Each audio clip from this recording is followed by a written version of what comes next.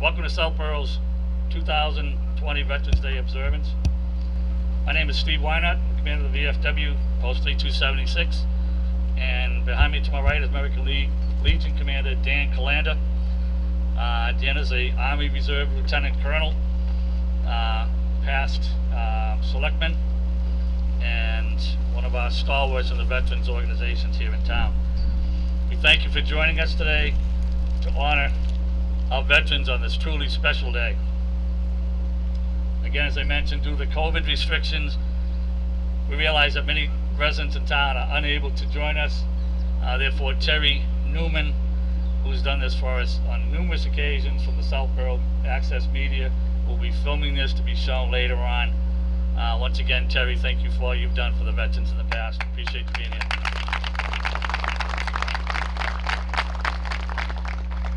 To begin our observance, it's my pleasure to introduce once again the music director at Trotter Middle School, Jameson Clark, to perform the national anthem. Detail 10 Hut.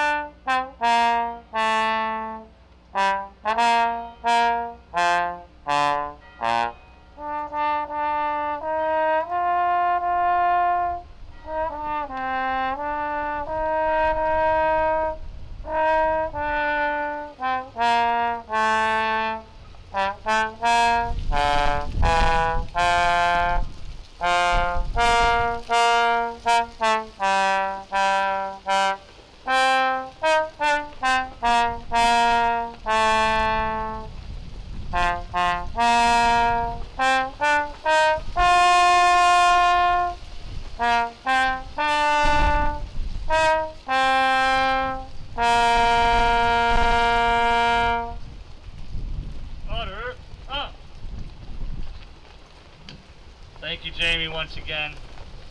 Jamie did that for us back on Memorial Day, and I thought, what an excellent job, and great to have you back with us, Jamie. I'll now ask Father Flynn of St. Anne's Parish to lead us in St. Matthew's. So I gave this to Mr. Kolenda to read for me, and he missed that one. Father Flynn. That's okay, we like St. Anne's too. Before I offer my prayer, I just want to say a few words. Freedom is powerful. It's a gift, it's a treasure. The most significant, important gifts in human life is always worth fighting for. And often they come at a great price. They're not free. Somewhere along the way, someone paid dearly for the liberties that we enjoy so freely today. But sometimes we forget. It's easy to take them for granted. We enjoy freedom, but most of us alive today have always had it. We may not even be fully aware of just how many men and women have paid dearly for the gifts that we enjoy today. The price was paid through many long years. On the heels of a heated presidential race, this is a day to unite, to remember and pray, to show our gratitude for so many who have fought on behalf of our country, for those who have protected our nation, for the men and women in uniform. Together we say thank you. There's great power and strength in the loyalty of your service because of these things. Let us pray. Lord, today we honor our veterans, living and dead, men and women who gave their best when they were called upon to serve and protect our country. We pray that you will bless them for their unselfish service in the continual struggle to preserve our freedom, our safety, and our country's heritage for all of us. Bless them abundantly for the hardships they face, for the sacrifices they made, for their many different contributions to America's victory over tyranny and oppression. We respect them, we thank them, we honor them. We are proud of them. We pray today that you will watch over these special people, bless them with peace, happiness, and joy. We ask this through one God, forever and ever. Amen.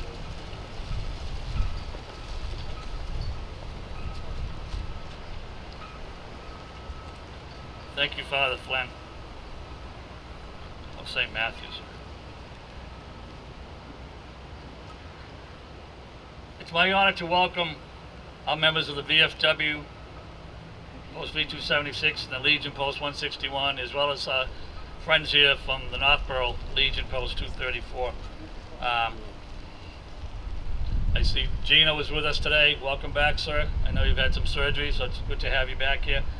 There's several veterans that unfortunately couldn't be here today, including the gentleman that usually reads at Flanders Field, Forrest Ray Minucci. I know they're with us in our hearts, and we hope to see them back here in next May and Memorial Day. I want to extend again a special thank you to the Fana family for their ongoing maintenance here at the memorial. Even as yesterday afternoon, with the leaves and everything else and the construction that's going on, Bonnie Faniff was up here trimming and getting things cleaned up. Appreciation to Jason from J&J Landscaping for getting his crew up here yesterday and this morning to get most of these leaves up. We're now encroaching from the west, but this is fall, this is New England. Again, to DOT for getting things cleaned up here. It is still a construction site. The construction is coming to a close soon, and hopefully we'll be past all that. I'd like to acknowledge two students from Algonquin. Sarah Cassidy was a senior, and Julia Howe is a junior at Algonquin. And looking at my notes, those two young ladies who will do taps for us later on have been here before a couple of times. So I thank Algonquin and Amy Collins for arranging that. Our fire and police, Chief Paulus and your crew, thank you so much for taking care of us and getting the roads secured for us on this day. It's a little bit different because we're not used to the setup here, and to have the roads closed so that we can have our observances is meaningful. Once again, we were honored to have with us Middlesex District Representative Carolyn Dykema here. Carolyn has been a strong and ongoing supporter of the veterans, and I'd like to welcome Carolyn forward to share her thoughts.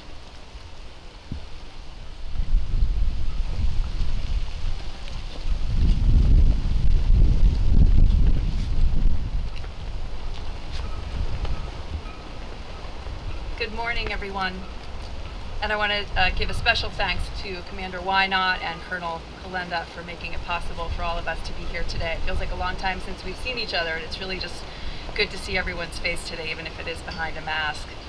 This tradition here in Southborough is so important. It's a way that connects us to our history and to each other, and it's just really meaningful that we're all able to be here today, and I'm really just privileged to be part of it. We're here today because today, Veterans Day, is a national holiday set aside to honor the men and women who have proudly served our country since our independence. I want to thank and honor each one of those veterans who are here today, who have joined us from the heart, particularly those who have lost their lives and didn't come home from serving their country. We all, every one of us, benefit from their sacrifices, and it's because of them that we live in a country that grants us so many rights and freedoms.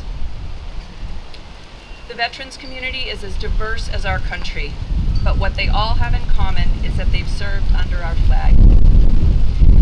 Seeing the flag can elicit strong emotions from them, as it does for many of us, because of what it represents.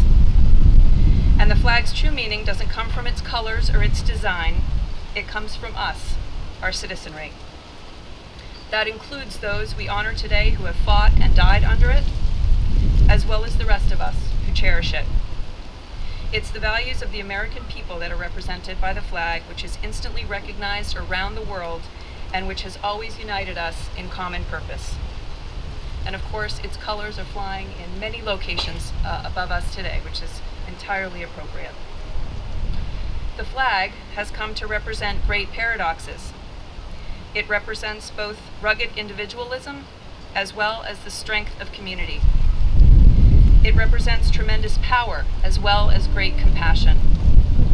It represents the duty to speak up and speak out, as well as the responsibility to come together for the common good. It may be the very depth and complexity of these values that has led many to admire us, and some to turn to us in their time of need.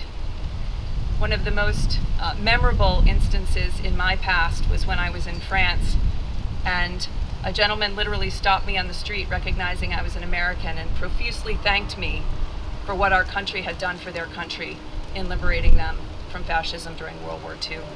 Powerful moment for me, and one I think of when I see our flag. One of the freedoms represented by our flag is the freedom to disagree, and we certainly have our disagreements. But we share them freely and openly, a gift for which we can also thank our veterans. As we honor them today, let's remember that this freedom also comes with responsibility, including the duty to respect each other and recognizing that our prosperity, safety, and security are dependent on each other. As any veteran can tell you, having each other's back, especially when times get tough, is the most important thing.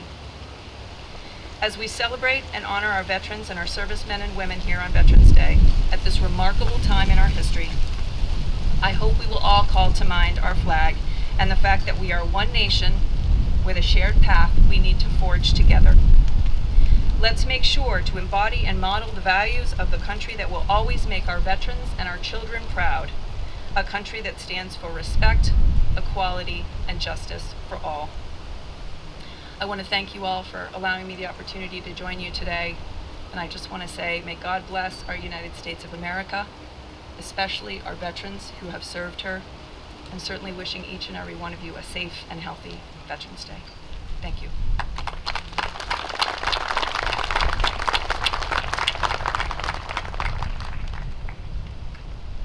Thank you, Carolyn, once again.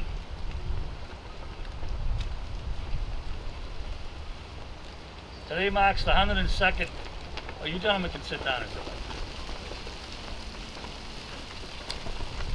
Today marks the 102nd anniversary of the signing of the armistice on a railroad car at Kolenda, France, ending the war to end all wars. Sadly, we know that wasn't the final conflict where our men and women were called in defense for our nation. During World War I, over 4.3 million American men and women served in less than 2 years that the United States involvement in World War I. 116,000 were casualties due to either direct combat or sicknesses. In just that period from April 6, 1917 to November 11th, 1918. World casualties total more than 40 million civilian and military personnel, ranking among one of the deadliest conflicts in world history. Let's hope and pray we never have to see that such conflict and carnage again. I now ask Dan Kolenda, Lieutenant Colonel, United States Army Reserve, again former member of the Board of Selectmen and the Commander of American Legion, to step forward with his thoughts. Thank you, Commander Whynot.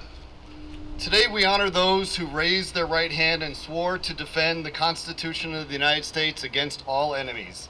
We honor those who wore the uniform of our great nation in peacetime and in war, and we thank those who supported them when away and upon their return. In particular, I'd like to thank our local schools and scouts who have shown such love, support, and appreciation for our veterans. As George Washington once said, "The willingness with which our young people are likely to serve in any war, no matter how justified, shall be directly proportional to how they perceive the veterans of earlier wars were treated and appreciated by their nation." It is clear that Southborough veterans have been and continue to be treated with great respect and appreciation by our town and by our youngest citizens. Thank you for honoring our veterans today and every day.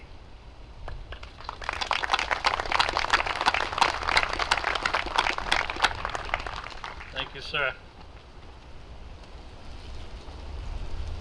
Later on in the program, and I'm amiss of doing this sooner, we will have the dedication of the John Wilson Memorial Bench. And off to the right-hand side, I see the Wilson family, Sheila, Tom, your sister, and the rest of the members of your family. So it is truly a special day for us, and we welcome you here to join us.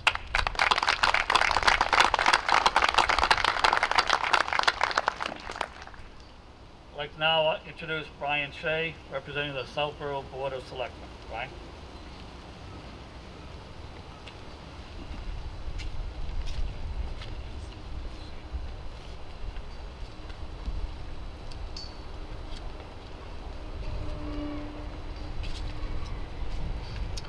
Thank you, Steve. Behind me is our All Wars Memorial, and there, and also among the granite which form our meeting space, are inscribed the names of individuals from our town who have answered the call to military service. And today, as we do each Veterans Day, we take time to remember our many local veterans, both living and those who have passed on, and honor all those who have given their time, and in many cases their lives, for military service and for the preservation of the United States of America. We express our gratitude for the many men and women who have served, and also to their families that carry on while they are away from home. The memorial and the granite contain inscribed names. Each of those inscribed names has a story associated with it.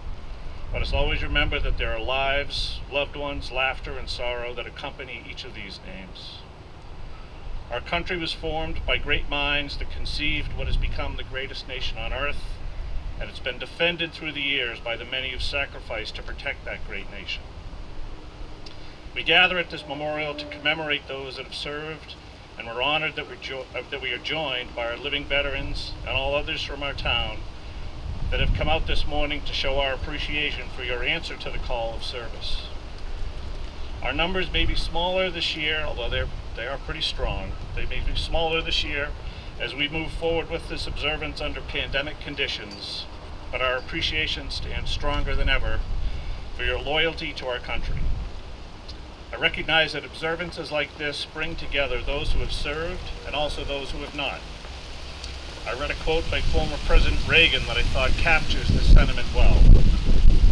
The veterans know better than anyone else the price of freedom, for they've suffered the scars of war. We can offer them no better tribute than to protect what they have won for us.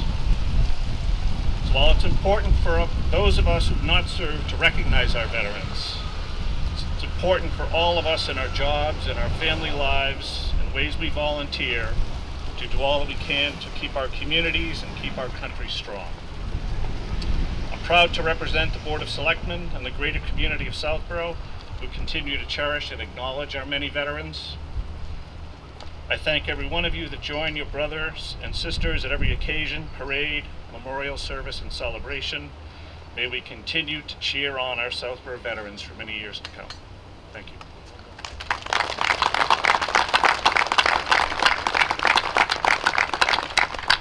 Thank you, Brian.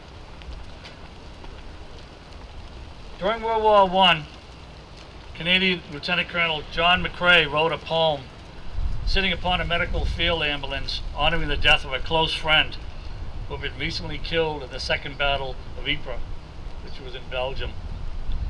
The poppy screw, which in great numbers are on the battlefields and cemeteries in the area, was a central feature of his poem, which was written on May 3rd, 1915, and initially published in the magazine December 8th of 1915.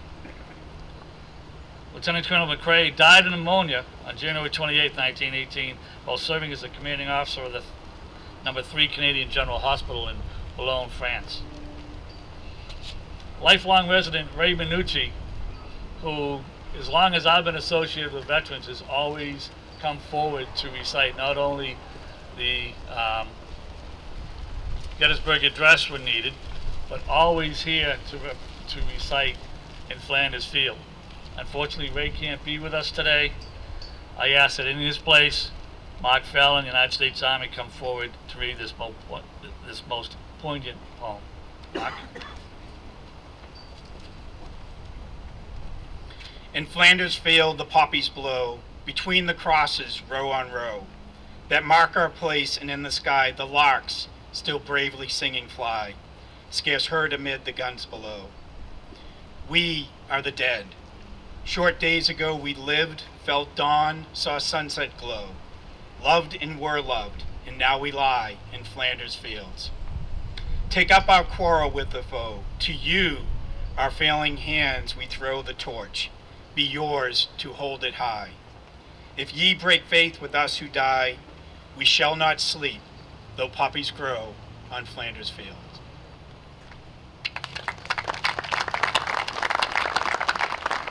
Thank you, Mark. Nice job. Nice job.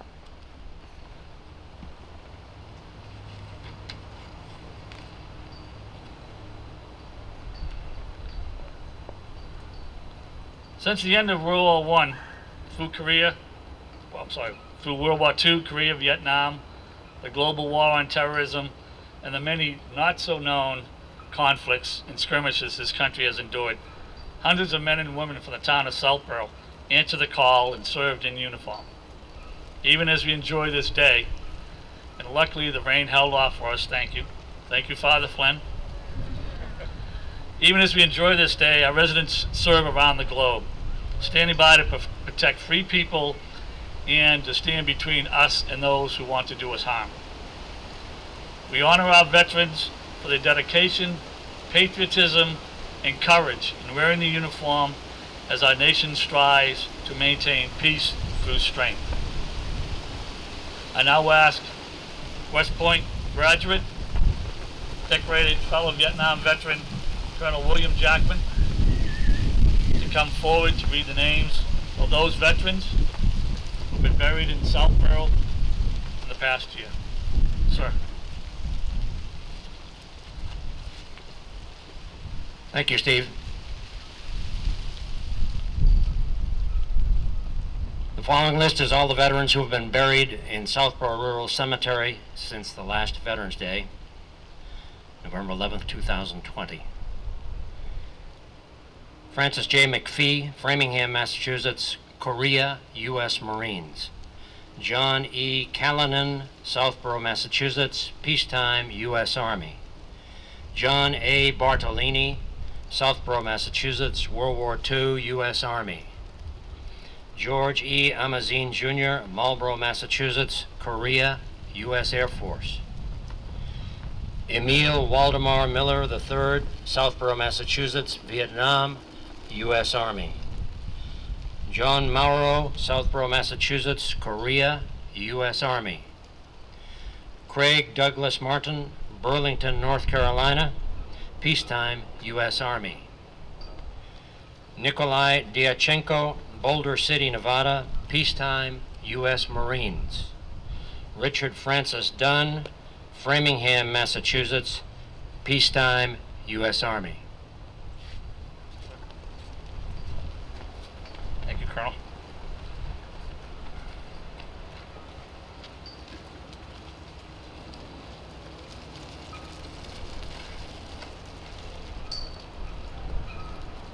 On the granite wall behind me are the names of those from Southborough who served in World War I, World War II, Korea, and Vietnam.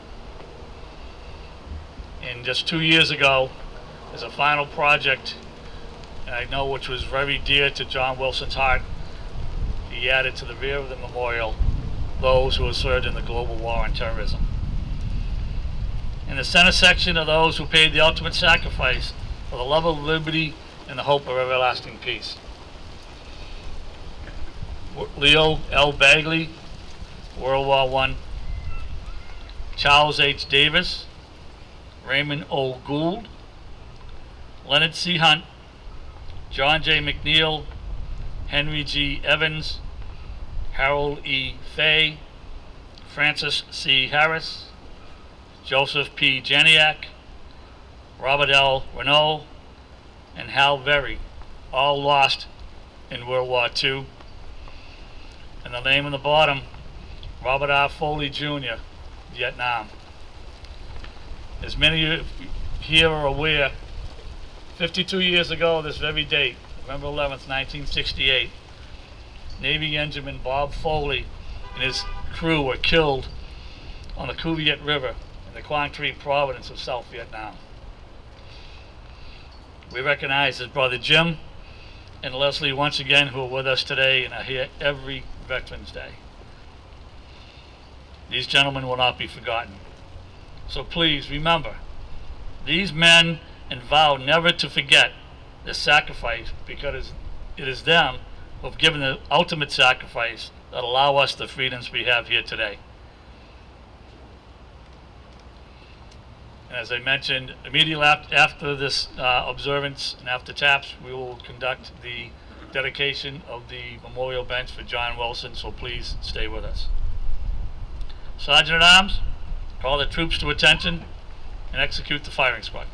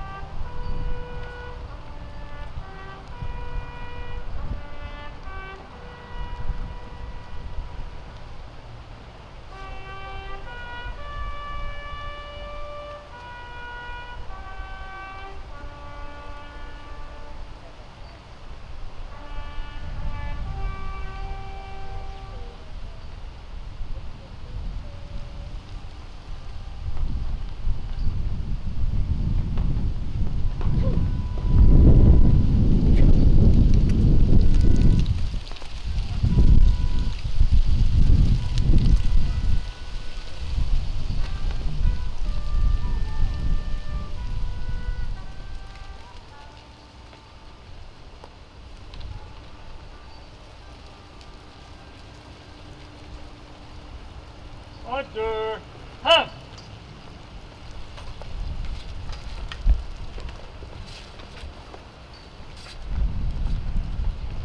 Thank you all for being with us here today. I know in trying times, I know there were some, as I mentioned before, that probably disagree with us having such an observance, but this is not an option. We need to do this. We need to continue to do this and respect our veterans, what they have given the community, what they continue to give to the community. Thank you all for being here. I'm going to take a short break, and then we will commence with the dedication of the John Wilson Memorial Bench. Thank you all.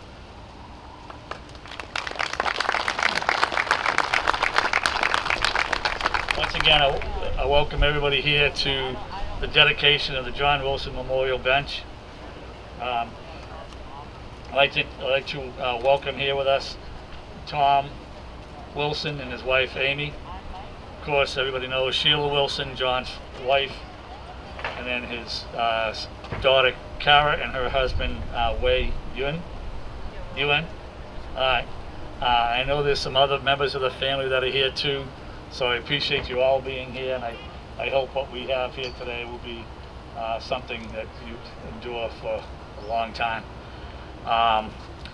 kind of a little background on it. When John was struggling with his ALS, myself and another young gentleman went over to visit him, and we asked if we could do something, and he made it perfectly clear he did not want us to do anything. Everybody's heard a lot of people have heard my invitation. I'll just leave it there. But John said, the town has done enough for me. I don't need anything else. And we still thought there was something that we could do. So we approached the Wilson family, and they agreed that they would very much appreciate it. The whole idea, I'll be honest with you, came from Vanessa Hale at the town hall. We were talking about John and what we wanted to do, and she mentioned the bench that somebody else had an idea to do one time and it never came to fruition for another person. I said, geez, that would be a great idea. Initially, we wanted to put it up here in the hill by the tree so that it would be positioned to face here, the memorial, and the Wilson homestead down on Middle Road. Unfortunately, with talking with Karen Galligan at the DPW, there was a lot more involved in that, and the project would have taken on a much larger scope than was expected. So I reached out to Troop 1, Jim Green, one of the scout leaders of Troop 1, and said, do you have a candidate? And he presented me with a young gentleman by the name of Gabrielius Bazikas. If you could come forward, Gabby. And Gabby brought this to completion, and I think he will agree with me that at times it was a challenge. Yes. But it's done. We hope that everybody enjoys it and appreciates the time and effort that he's put in. And I just want to make a small presentation. I still think I had to put my new eyes on. Here it is. So this is from the Veterans of Foreign Wars. This citation to Gabrielius Bazikas as an expression of sincere appreciation and full praise for patriotic service rendered to the community. This wasn't an easy project at times, and my wife will tell you I'm a taskmaster at times, so I know it wasn't easy, but you endured. And I don't know if you want to shake hands, do the elbow bump, whatever's up to you.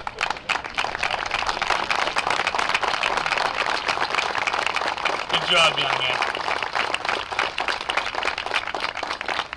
I've had the privilege of two projects here done by Troop 1 Scouts. The flagpoles here a few years back by Andrew Zelev, and now the bench here by Gabby. I don't want to prolong things because I know the speakers that are coming after me will have plenty of accolades for Mr. Wilson. He's sitting up there probably going, why are you doing this? And I'll probably have to pay the price if I ever get up there. There's some doubt on that as well. Just a little bit of doubt. But anyways, I'd like to first introduce from the Board of Selectmen once again Brian Shea. Brian.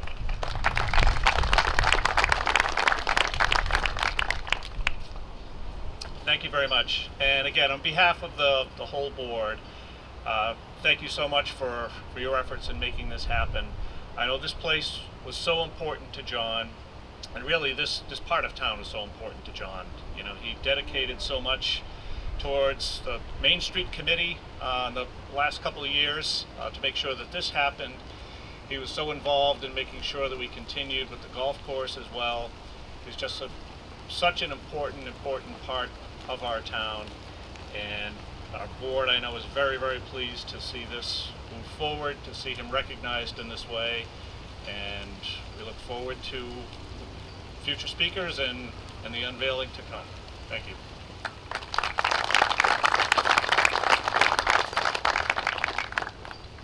Thanks, Brian. For the many years that I've been up here being part of the Veterans Organization and helping to bring Memorial Day and Veterans Day together, John and I worked on all of the presentations together. It was an honor to do so with him, and every year we knew that we could drop back and we could ask a certain young lady to be with us. I know they work close together on some other things. So again, I'd like to welcome State Representative Carolyn Dykema forward. Carolyn.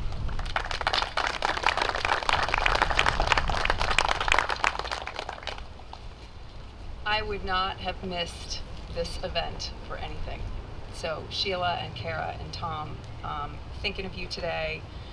John is very much with us today here. Obviously, you can't look at this monument without thinking of him.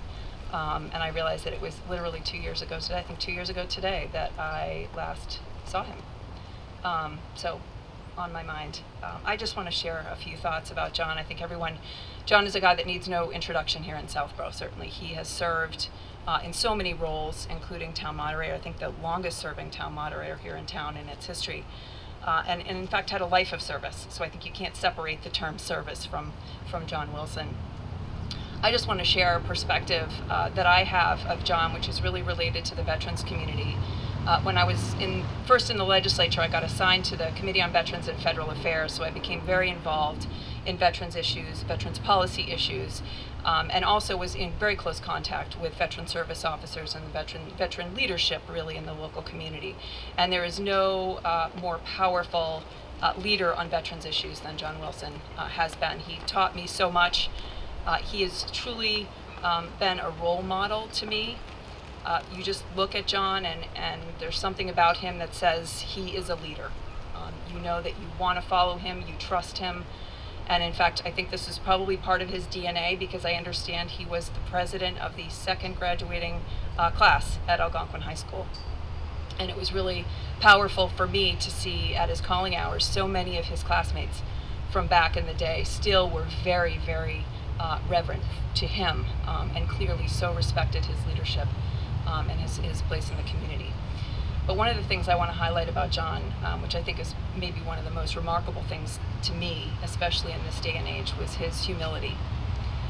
And John was a man that was involved in everything, but he asked for nothing, and he asked for virtually no recognition for anything that he did, which I think is reflected in Steve's comments as well.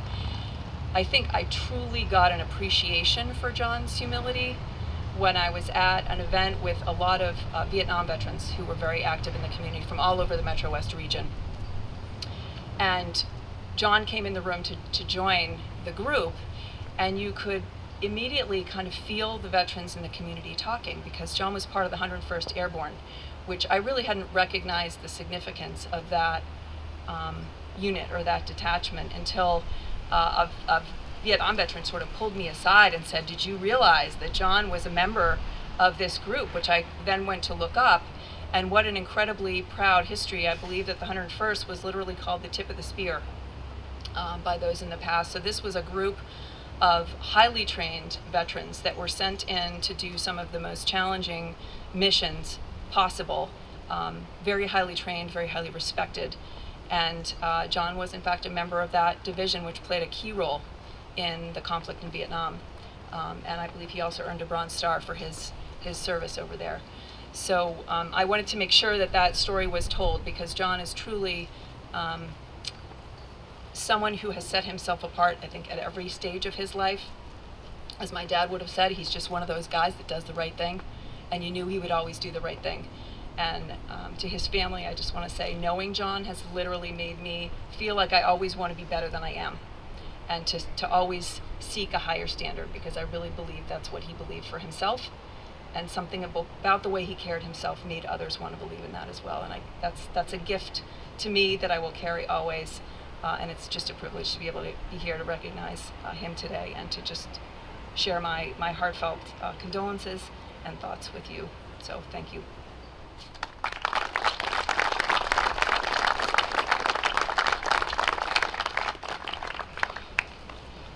Carolyn, I think that presence that you called, I think I referred to as command presence. He definitely had that.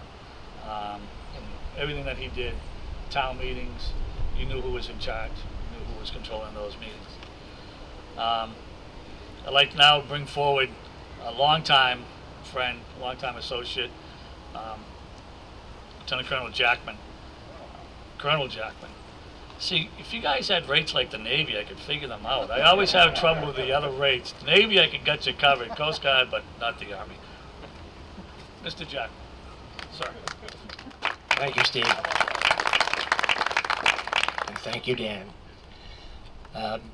John and I guess, go back to Little League, but we were on opposing teams, and I lived in Corderville, and he lived in Southborough, here in the main town. But we played football together. And Peters High School did not have a football team, and Northborough did, so we got to practice. And John got to practice for a year or two, and I got to practice for a year. And then I got to play for a year, and he got to play for 2 years. Why is that important? Well, it shows his energy, his enthusiasm, and his drive to succeed. He was always the dashing fellow. As was already mentioned, he became president of his class. Definitely. But he was also the dashing halfback on the football team and the linebacker on the football team. Fantastic. I got to play with him, as I said, together 1 year, and then I went on, and John stayed, and I believe he was captain of that team his senior year, I believe. Football was big, and it remained big for John, as Sheila knows, and his children know, because he did take off for football games, and I don't know how many times he brought you all, but I'm sure he did take you maybe a few times. But he was always at football games, and if he wasn't at a football game, he'd be watching it on TV. Those are important times. How did John and I interact later? Well, Carolyn and Dykema already mentioned the 101st. John and I served together in the 101st, and we deployed together from Vietnam. To Vietnam from Fort Campbell, Kentucky. John was in the Quartermaster Battalion. What did he do that was so important in the Quartermaster Battalion? Well, it supplies everything that a troop unit needs, in this case an entire division of 10 or 12,000 soldiers. Everything, soup to nuts. But there's another thing in an airborne division that a Quartermaster Battalion has. It has a platoon that packs all the parachutes for the parachute jumps. Who wants to jump in a parachute that has been packed by someone who isn't well trained? John was in charge of that platoon. And the officer and the sergeant in charge of a unit like that are required, along with the folks that pack them, to pick at random parachutes that have been packed, and they have to go and jump in them about once a month. See how many of them survive. And generally all of them do. It's very rare that a parachute does fail. So we served together there, but I was not in the Quartermaster Battalion. I was in the Cavalry Squadron. So John helped us there too, because we had to leave earlier, and John and his unit were leaving later. So he helped my wife and my children, who were very young, rugrats, like a few that I see out here now. And they had to get back to New York, and the Blaney family, the original. John, of course, picked up the cudgels and did it, and helped tremendously at a very difficult time. John eventually got to Vietnam. I was in Vietnam. We were in the same place, same big base, Camp Eagle, as it was called, outside of Way. And we would see each other. We'd go and have a beer every once in a while when we had time. It wasn't very often. He remained in the Quartermaster Battalion. Again, what was one of the things that a Quartermaster Battalion has to do? Provide all the supplies. Well, the supply lines went all the way down to Da Nang. We were up at Way, and there was nothing but Indian country in between. No troops, no friendly troops.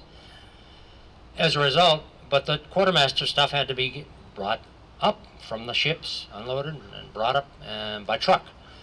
Well, my cavalry squadron and my troop provided security for those convoys that John was helping to arrange and ship up.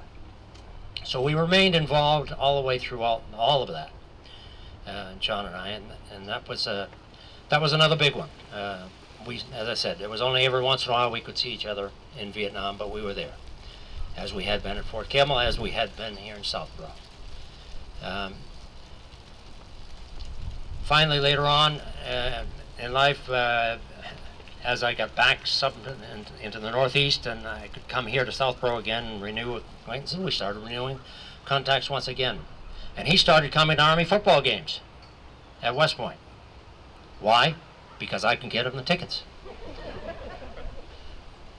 And he still loved to go on them, and he would bring some more of his friends, and I got to meet more of his friends, and yes, he has countless thousands of them. Those are the three anecdotes I have of John Wilson, but what kept him straight was his family, and especially Sheila. She was the sober one in the crowd, okay? Of course, I will miss forever our afternoon seances after Memorial Day and after Veterans Day with one beer in hand, chit-chatting about all of the faux pas that we committed and will commit in the future. Thank you.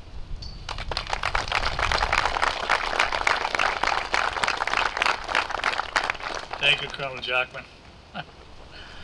I'm sure there's a lot more that you could share, but we'll have to do that, maybe not so much in mixed company, sir. The bells are just ringing. Unfortunately, because of the time, it got kind of thrown off. They were supposed to go off at noon time, kind of timed to be just after the presentation, but as usual, we improvise, we adapt, we overcome, we move on. So with that, I'd like to ask John's son, Tom Wilson, to come forward with his remarks before we have the unveiling. Tom.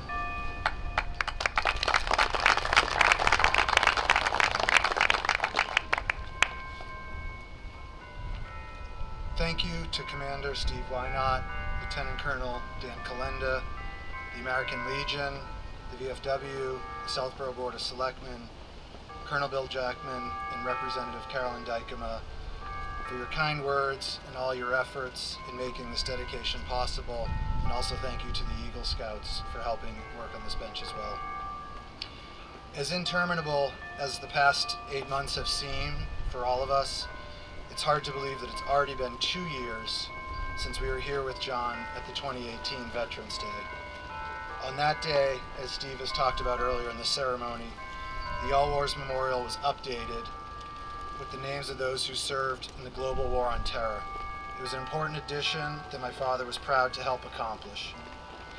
As many might also recall, it was about 50 degrees colder on that morning than it is today.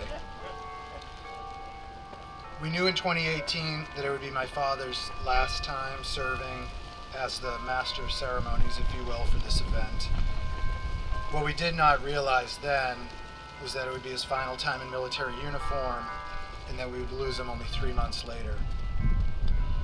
Today marks a culmination of a number of thoughtful tributes that the town of Southborough has bestowed upon John. As Steve and others have noted today and at other events, my father always said he did not want anything special done in his name. And as Steve said, sometimes he would make this so with some colorful language if we will. He felt that the opportunity to serve, whether it be serving his nation in the Army or serving the town in a variety of roles, including in veterans organizations, was reward enough for him. Knowing those wishes, my family and I have been very pleased with the thoughtful gestures and honors that have taken place in John's memory, including this bench being unveiled today. The All Wars Memorial on our town common is a place that had significant meaning to John. I have fond memories from my childhood of watching my father participate in annual Memorial Day and Veterans Day ceremonies on this very spot. Therefore, on behalf of my mother Sheila, my sister Kara, and all my family, we're deeply grateful for the efforts of those that worked on making this bench dedication in John's honor possible. We find it to be a most appropriate location for such a tribute. Thank you to all, and thank you to all those who served in our nation's armed forces, who we remember on this Veterans Day.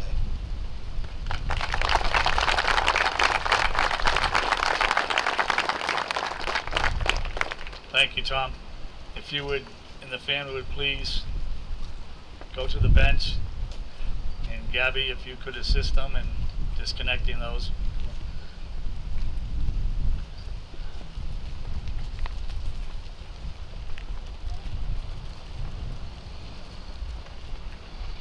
Please do the honors.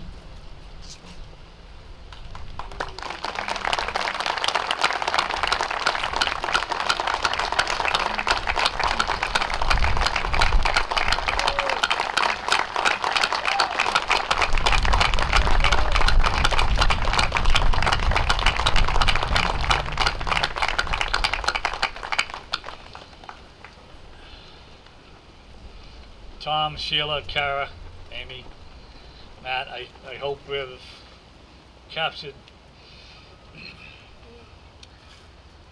the essence of John. It's facing the memorial, it's facing towards Middle Road. It's our honor to do so. So, thank you very much for allowing us to do this for you. Ladies and gentlemen, I thank you all for being here and staying around for this observance, very important for many of us, and have a great rest of the day. Thank you very much.